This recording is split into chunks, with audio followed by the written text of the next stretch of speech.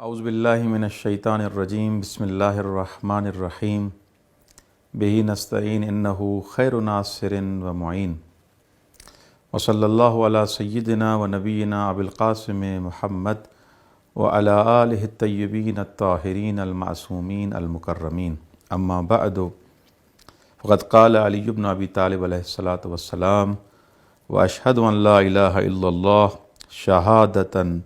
ممتحنا اخلاصها معتقدا مساسها۔ پروردگار عالم ہم سب کو دین مبین کی خدمت کرنے کی توفیق عنایت فرمائے اور نور معرفت قرآن، نور معرفت نہج البلاغہ نصیب فرمائے۔ معارف نہج البلاغہ کے سلسلے میں ہمارے دروس چل رہے تھے اور انسان شناسی اور نہج البلاغہ اس کے بارے میں ہم بیان کر رہے تھے کہ مولا متقیان امیر المؤمنین علی بن ابی طالب علیہ الصلاۃ والسلام نے انسان کے بارے میں کس انداز سے تعریف کی ہے کہ انسان کسے کہتے ہیں۔ انسان کی خلقت کے مراحل کے بعد مولا نے یہ بیان فرمایا کہ کیسے امتحان ہوا شیطان اور ملائکہ کا۔ اس کے بعد آج جس چیز کو ہم بیان کرنے جا رہے ہیں کہ جب خداوند متعال نے انسان کو اس عروج کے لیے، کمال کے لیے خلق کیا ہے تو انسان بالآخر کیا کرے، وہ کون سے اسباب اور علل ہیں جن کو انجام دینے سے انسان باکمال بنے گا، انسان پرواز کرے گا، انسان اس اصلی ہدف کے قریب ہوگا۔ کیا کرے انسان؟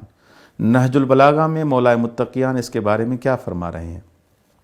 تو سب سے پہلے جو انسان کو چیز باکمال بناتی ہے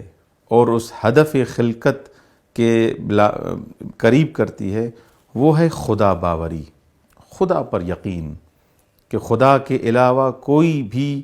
اللہ کے علاوہ کوئی بھی ایسی ذات نہیں ہے جس پر تکیہ کیا جا سکے، جس پر اعتماد کیا جا سکے، وہ لا شریک ہے۔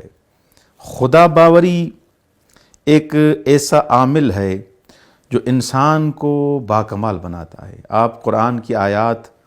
اور روایات اور نہج البلاغہ کو دیکھیں گے، سب سے زیادہ جو انسان کو جو چیز جلدی صعود اور پرواز عطا کرتی ہے وہ ہے خدا باوری، خدا پر یقین۔ نہج البلاغہ میں مولا متقیان علی بن ابی طالب علیہ الصلاۃ والسلام اس وصف کو اس انداز سے بیان کرتے ہیں کہ وَأَشْهَدُ أَن لَا إِلَٰهَ إِلَّا اللَّهُ، میں گواہی دیتا ہوں کہ اس کا کوئی شریک نہیں ہے، الہ اور پروردگار فقط خداوند متعال ہے۔ شہادتاً ممتحناً، اور یہ وہ گواہی ہے جس کے اخلاص کا امتحان ہو چکا ہے۔ معتقداً مساسها، اور جس کا نچوڑ عقیدے کا جز بن چکا ہے۔ نتمسک بها ابدا ما ابقانا وندخرها لأہاویل ما یلقانا۔ اب دیکھیں یہاں پر اس پہ توجہ کریں کہ مولا بیان فرماتے ہیں کہ آخرت میں جو ذخیرہ ہے وہی خدا باوری ہے۔ یعنی جس انسان نے خدا پر یقین رکھا، اس بات پر یقین رکھا کہ میرا جو توکل ہے، بھروسہ ہے، وہ فقط خدا پہ ہونا چاہیے، یہ فقط دنیا میں نہیں آخرت میں بھی جو انسان کو جو چیز بالندگی اور پرواز اور کمال عطا کرے گی وہ خدا باوری ہے۔ جو انسان اس انداز سے جو قیامت کے ہولناک مراحل ہیں، قیامت کے سخت مراحل ہیں،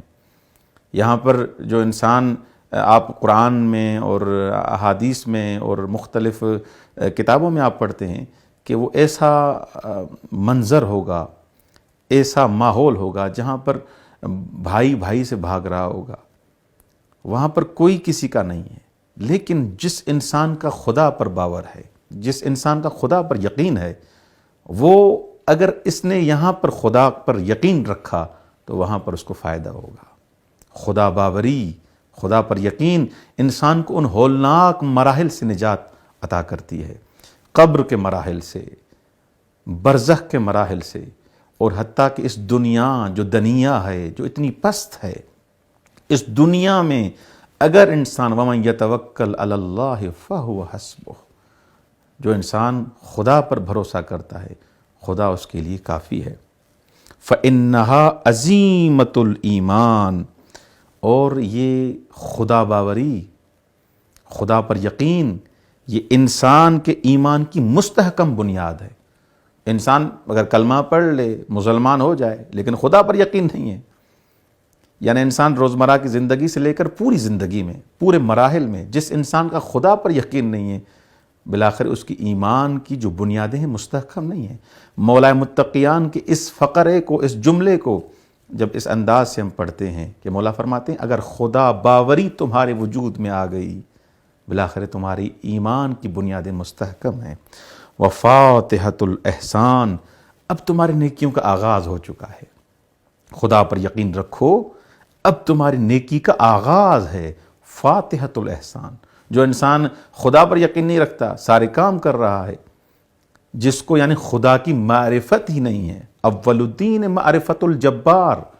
خداوند متعال کی معرفت نہیں ہے، خدا پر بھروسہ نہیں ہے کہ خدا کون سی ہستی ہے، کس پر میں بھروسہ کر رہا ہوں۔